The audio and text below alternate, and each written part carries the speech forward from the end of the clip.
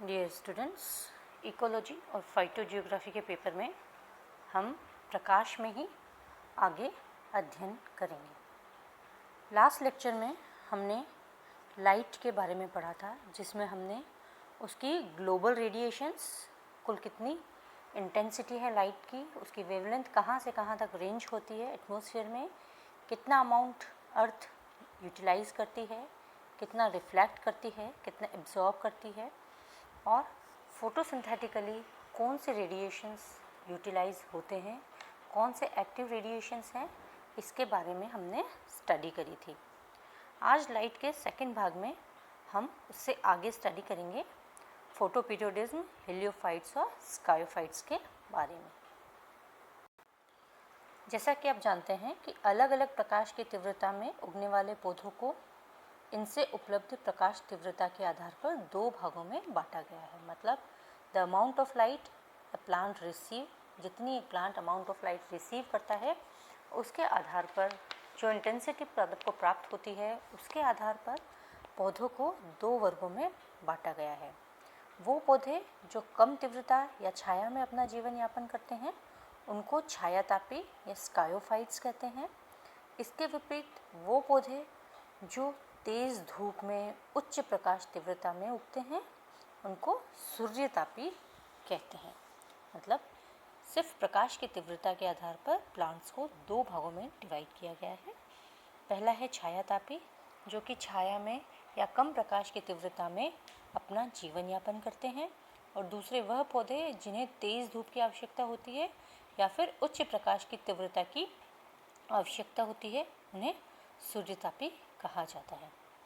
कुछ सूर्यतापी पौधे ऐसे भी होते हैं जो कि वैसे तो तेज धूप में पाए जाते हैं, पर उनको छायादार पौधों में भी, छायादार स्थानों पर भी वो पौधे पनप जाते हैं। इनको विकल्पी छायातापी कहा जाता है। फैकल्टेटिव हेलियोफाइट्स, स्कायोफाइट्स कहा जाता है। फैकल्टेटिव स्कायोफाइट्स कहा जाता है। इसी तरह अनेक छायातापी पौधे होते हैं जो कि जनरली तो छाया में उगते हैं, परंतु अगर उनको तेज प्रकाश में उगाया जाए तो वो वहाँ भी अपना जीवन यापन कर लेते हैं। तो इस प्रकार के पादपों को विकल्पी सूर्यतापी पादप कहा जाता है, फैकल्टेटिव हेलियोफाइट्स कहा जाता है। तो इस तरह से प्रकाश के तीव्रता को पादप कितना सहन कर पाता है या किस प्रकार की तीव्रता में वो उगता है, पनपता है, जीवन यापन करता है, इसके आधार पर मुख्यतः दो भागों में बांटा गया है, हेलियोफाइट्स, स्कायोफाइट्स। परंतु इसके अलावा कुछ छायातापी पौधे होते हैं, छायादार पौधे होते हैं जो सूर्यतापी भी हो सकते हैं, उनको फैकल्टेटिव कहा गया है, विकल्पी कहा गया है। और कुछ सूर्यतापी पौधे हैं जो छाया में भी उग सकते हैं, उनको भी फैकल्टेटिव या विकल्पी नाम दिया गया है। तो प्रकाश की तीव्रता के आधार पर पौधों में जो बाहरी और आंतरिक और कार्यकी रूपांतरण होते हैं उसके आधार पर भी इनको फिर पुनः दो श्रेणियों में बांटा गया है। कहने का मतलब है कि तीव्रता के आधार पर आगे भी फर्दर इसका क्लासिफिकेशन या वर्गीकरण किया गया है, जिसमें कि इसके अंदर प्रकाश के द्वारा इसके अंदर बाह्य तौर पर, आंतरिक तौर पर और फिजियोलॉजिकल बेसिस पर, कार्यकी तौर पर उसमें क्या संरचनात्मक रूपांतरण होते हैं। इसके आधार पर फर्दर इनको दो श्रेणियों में बांटा गया है। पहला है हीलियोमॉर्फिक और दूसरा है हीलियोप्लास्टिक। ठीक है, जो हीलियोमॉर्फिक है ये पौधे तीव्र प्रकाश में उगने के लिए उपलब्ध आवश्यक लक्षण अनुवांशिकी तौर पर स्थायी होते हैं और इन लक्षणों का आगामी पीढ़ियों में भी संचरण होता है। अगर इनको धूप की बजाय छाया में उगाया जाए तो भी इनके लक्षणों में बदलाव नहीं नज़र आता है। मतलब वह पादप जिसके अंदर जेनेटिकली डिज़ाइन है कि वो आनुवंशिकी तौर पर वो उस प्रकार की तीव्रता में ही उगेंगे और यह गुण उनका पीढ़ी से दूसरी पीढ़ी में संचरण होता है। और इसके लिए अगर हम उन पौधों को छाया में लगाएं तो भी उसके अंदर बाह्य लक्षण में कोई ऐसा परिवर्तन नहीं दिखता है। तो ये जेनेटिकली उनके अंदर प्रेजेंट होता है कि वह किस तरह के प्रकाश में उगेंगे। The second one is helioplastic. Helioplastic क्या है? इस प्रकाश के पौधे में कम या अधिक प्रकाश तीव्रता में उगने के लिए विशेष अनुकूलन लक्षण परिस्थितियों के अनुरूप अर्थात धूप या छाया के अनुसार विकसित होते हैं। मतलब यहाँ पर एनवायरमेंटल फैक्टर जो है, पर्यावरणीय कारक जो है, वह यहाँ पर हावी है। यहाँ उसके अंदर कोई ऐसा अनुवांशिकी जीन उपस्थित नहीं होता है जो कि दूसरी पीढ़ी में संचरण हो।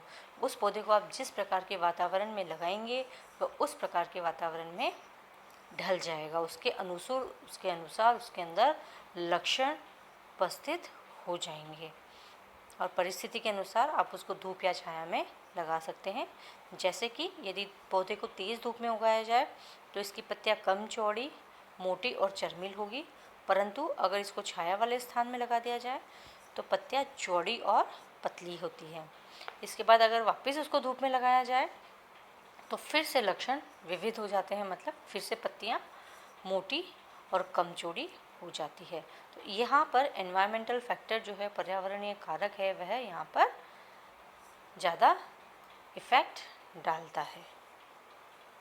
यहाँ पे एक डिफरेंस की टेबल बनी हुई है, एक तुलनात्मक जो टेबल बनी हुई है, सूची है। इसमें आप देखेंगे छायातापी पौधे और सूर्यतापी पौधे कैसे होते हैं। सबसे पहला छायातापी, इसका तना अपेक्षाकृत कोमल दुर्बल होता है, जाइलम की मात्रा भी कम होती है, जबकि इसमें तना सुदृढ़ और मोटा होता है और जाइलम सुविकसित होता है।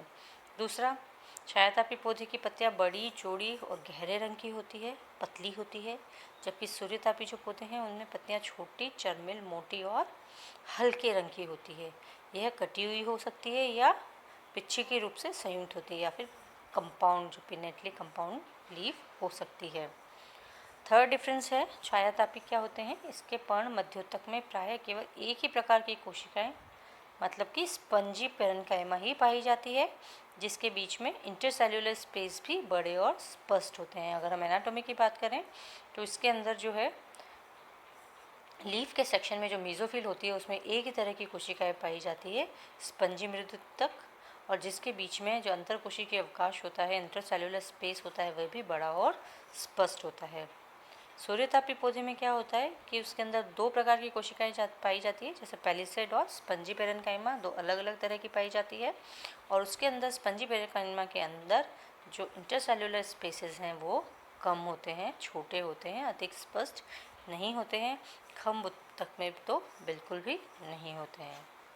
चौथा है, इनके पादप शरीरों में शाखाएं कम संख्या में, पर्व लंबे और पर्व संध्या दूर दूर होती है, मतलब ब्रांचिंग कम होती है, इसमें लॉन्ग इंटरनोड्स होते हैं, और जो पर्व संध्या होती है वह दूर दूर पाई जाती है। और ये वाले बहुत अच्छे से ब्रांचिंग होती है, इसमें बहुत शाखाएं होती है, पर्व संध्या पास पास पाई जाती है, इसीलिए पर्व भी इसमें छोटे होते हैं, नोड्स और इंटरनोड्स इसमें छोटे होते हैं। फर्दर हम देखते हैं, द फिफ्थ पॉइंट इज, तने पर पत्तियों पर रोम कम मात्रा में बिल्कुल नहीं पाए जाते हैं। तने और पत्तियों पर एपिडर्मल हेयर्स बिल्कुल नहीं पाए जाते हैं या फिर बिल्कुल कम पाए जाते हैं। इसके अंदर तने पर और पत्तियों पर डेंस हेयर उपस्थित होते हैं, काफ़ी रोमिल होती है पत्तियाँ। 6 नंबर पे है, पर्णरंध्र अपेक्षाकृत कम संख्या में, वह पत्तियाँ की दोनों सतहों पर समान रूप से विकसित होते हैं। जनरली हम देखते हैं कि जो डाइकोट्स होती हैं उनकी लीफ में पर्णरंध्र नीचे की सतह पर ज़्यादा पाए जाते हैं, परंतु जो छायातापी पौधे हैं उसके अंदर पर्णरंध्र ऊपर और नीचे दोनों तरफ स्टोमेटा इक्वल पाए जाते हैं, जबकि इसमें निचली सतह पर जो सूर्यतापी पौधे हैं उसमें जो स्टोमेटा है वो लीफ की निचली सतह पर अधिक पाए जाते हैं और ऊपर की सतह पर थोड़े से कम होते हैं। द नेक्स्ट पॉइंट इज, बाह्य त्वचा एक पंक्तिक होती है और पत्तियों की दोनों सतहों की बाह्य त्वचा की कोशिकाएं हरित लवक युक्त होती है। जो एपिडर्मल है, एपिडर्मिस जो है वह सिंगल लेयर्ड होती है और एपिडर्मिस के अंदर क्लोरोफिल या हरित लवक उपस्थित होता है और क्यूटिन की पतली परत इसके ऊपर पाई जाती है, जबकि सूर्यतापी पौधों में मल्टी लेयर एपिडर्मिस पाई जाती है। एपिडर्मिस में क्लोरोप्लास्ट नहीं पाया जाता है और इसके ऊपर क्यूटिकल की थिक लेयर, मोटी लेयर उपस्थित होती है। 8वां पॉइंट है, जो मैकेनिकल टिश्यू है, यांत्रिक उत्तक हैं, वह अल्पविकसित, विकसित और अनुपस्थित होते हैं छायातापी पौधों में, जबकि सूर्यतापी पौधों में इसके अंदर यांत्रिक उत्तक जो है, मैकेनिकल स्ट्रेंथ जो प्रोवाइड करता है प्लांट को, वह सुविकसित होता है। 9वां पॉइंट है, इनकी जड़ें छोटी, अल्पशाखित और कम गहराई वाली होती है, जबकि इनकी जड़ें अत्यधिक गहरी, सघन और अत्यधिक शाखित होती है। जो सूर्यतापी पौधे हैं उनकी जड़ें छोटी होती है, ज़्यादा उसमें ब्रांचिंग नहीं होती है और कम गहराई तक जाती है, जबकि जो सूर्यतापी पौधे होते हैं उनकी जड़ें गहरी होती है, सघन होती है और उसमें बहुत ज़्यादा ब्रांचिंग पाई जाती है। द 10 पॉइंट इज, यह पौधे का शुष्क भार कम होता है। शुष्क भार मतलब ड्राई वेट। अगर पौधे का मॉइस्चर हटाने के बाद उसका ड्राई वेट लिया जाए तो वह वजन काफ़ी कम होता है, जबकि सूर्यतापी पौधों का शुष्क भार ज़्यादा होता है। इन पौधों में पुष्पन प्रायः देरी से होता है, पुष्प व फूल विकसित करने की क्षमता भी कम होती है। जो छायातापी पौधे हैं उसमें फ्लावरिंग लेट होती है, फ्लावर्स और फ्रूट्स कम आते हैं उनमें, जबकि सूर्यतापी पौधों में बहुत जल्दी फ्लावरिंग हो जाती है और नंबर ऑफ़ फ्लावर्स और नंबर ऑफ़ फ्रूट्स भी इसमें काफ़ी उगते हैं।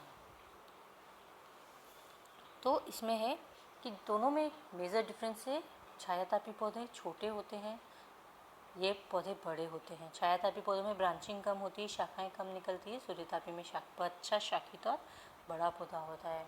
छायातापी पौधों की जड़ें कम विकसित होती हैं, मतलब उसमें ज़्यादा जाल नहीं पाया जाता है, ज़्यादा शाखाएं नहीं पाई जाती है और कम गहराई तक हो जाती हैं। और सूर्यतापी पौधे में जड़ें गहराई तक जाती हैं पानी अवशोषित करने के लिए, उसमें ब्रांचिंग भी बहुत होती है। एनाटॉमी के लिए अगर अपन देखें तो स्टोमेटा, इसमें छायातापी पौधे में ऊपर और नीचे दोनों की सरफेस पर, लीफ पर स्टोमेटा बराबर पाए जाते हैं, जबकि इसमें सूर्यतापी पौधे में लोअर सरफेस ऑफ लीफ पर स्टोमेटा अधिक होते हैं। इंटरनली एपिडर्मिस सिंगल लेयर होती है छायातापी पौधे में। सूर्यतापी में एपिडर्मिस की जो लेयर है वो मल्टी लेयर होती है।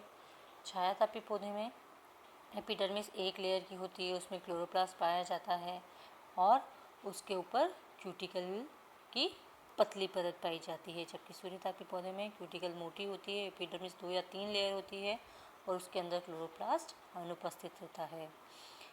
इसके छायातापी पौधे में पत्तियों के अंदर अगर एनाटोमिकली हम देखें तो एक ही प्रकार का टिश्यू पाया जाता है, दैट इज स्पंजी पेरेन्काइमा, और जिसके अंदर भी इंटरसेलुलर स्पेसेस काफ़ी पाए जाते हैं। जबकि सूर्यतापी पौधे में 2 तरह के टिश्यू पाए जाते हैं लीफ के अंदर, स्पंजी पेरेन्काइमा और पैलिसेड पेरेन्काइमा। पैलिसेड पेरेन्काइमा में क्लोरोप्लास्ट उपस्थित रहता है और स्पंजी पेरेन्काइमा में भी जो इंटरसेलुलर स्पेस है वह कम पाया जाता है।